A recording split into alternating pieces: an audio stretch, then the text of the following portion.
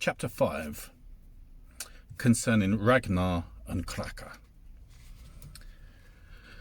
Now, one summer, Ragnar sailed to Norway because he had many kinsmen and friends there and he wanted to see them. One evening in Norway he came to a little harbour and he rested his ships there for the night. There was a farm a short distance away which was called Spangerhide. When morning came, his servants were supposed to go to land to bake bread. They saw that there was a farm just a short distance away, and they thought that it would be better to go to the house and do their task there. And when they came to the little farm, they found one person there, and it was an old woman, and they asked her whether she was the lady of the house and what her name was. She answered that she was the lady of the house, and my name is unusual. I am named Grima, but who are you? They said they were the servants of Ragnar Lothbrok, and they wanted to do their chores, and we would like it if you helped us work. The old woman answered that her hands were very stiff, although once it was said that I could do my chores very well. But I have a daughter who might work with you, and she will be home soon. Her name is Kraka. It's gotten to where I can barely tell her what to do. On this morning, Kraka was seeing to the livestock when she saw that many large ships had come to land, and she went and washed herself. Grima had forbidden her to do this because she did not want anyone to see her beauty, since she was the most gorgeous of all women, and her hair was so long that it fell to the earth around her and was as beautiful as the loveliest silk. Now Kraka came home, and Ragnar's servants had made a fire. Kraka saw that men who were unknown to her had arrived. She looked at them, and they at her. The servants asked Grima, "Is this your daughter, this beautiful woman?" "It is no lie," said Grima.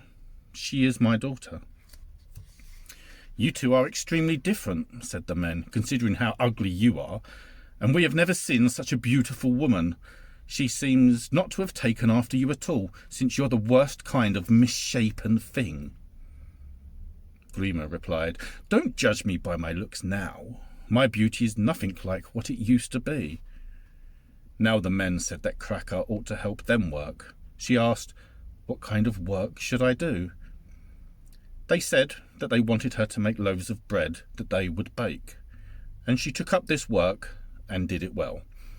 And they watched her the whole time, so that they neglected their own chores and burned the bread. Guys. And when they were done with their work, they went back to the ships. And when the breakfast was served, everyone said that the servants had never done such a bad job, and that they deserved to be punished for it. Ragnar asked them why they had prepared the food so badly, and they said that they had seen a woman so beautiful that they couldn't pay attention to their chores, and that they thought they couldn't be a woman more beautiful than she was in the entire world. And since they spoke so emphatically about this woman's beauty, Ragnar said she could not be as beautiful as Thora had been, and he knew that for a fact. But his servants said she was definitely not any less beautiful. Then Ragnar said, "I will send some men who I know have good eyesight, and if it is as you say, then your negligence will be forgiven. But if the woman is less beautiful than you say in any respect, you will be punished severely." And now he sent his men to find this beautiful woman, but there was such a strong wind against them that they could not travel that day. And so Ragnar said to his messengers, "If you think this young woman is as beautiful as I have been told, tell her to come visit me. Tell her I want to meet her, and I want her to be mine. But I don't want her to be clothed or naked, fed or starving, and I don't want her to come alone, though I want no other person to come with her." Now the messengers went back to the house. They looked as much as they needed at Kraka, and the woman seemed so beautiful to them that they thought they had never seen another so beautiful. And they passed along the words of their master Ragnar about how she should come to him.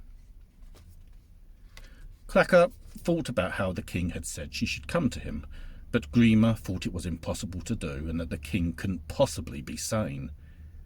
But Kraka said, since he said it, it must be possible to do, if I just understand what he means. I certainly can't come today, but I will come early tomorrow morning to your ships.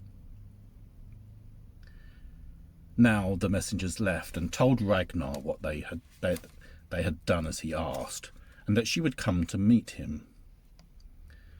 Kraka stayed at home that night, and early in the morning she told the farmer Aki that she was going to see Ragnar. But I will need to change my clothing somewhat. You have a fishing net that I will wrap around myself, and I will let my hair fall around it, and then I will not be naked. And I will chew on one onion, and that is only a little food, but just the same it can be said that I ate.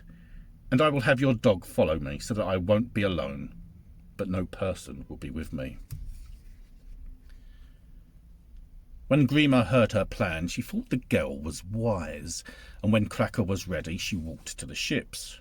She was a beautiful sight, and her hair was so bright that to look at it was like looking at gold. And now Ragnar called to her and asked her who she was and whether there was someone she wished to meet with there. She answered with this poem. I did not dare to break your order when you told me to come. I did not dare to disobey what Ragnar commanded. No person is with me, and my skin is not bare, though I am not alone, and I am not clothed. Now Ragnar sent men to meet her and bring her onto his ships. But Kraka said she did not want to go unless she and the dog were both greeted with peaceful intent. Then she was led onto the king's ship, and when she came to his place on the deck, the king bowed to her, and her dog bit his hand. His men leapt forward to kill the dog, garrotting the dog's throat with a bowstring and killing it that way. They did not hold the peace with her any better than this. Ragnar laid her down in his quarters next to him and spoke to her, and she pleased him greatly, and he was cheerful with her. He spoke this poem. If the lovely lady likes this warrior, she will certainly take his hand.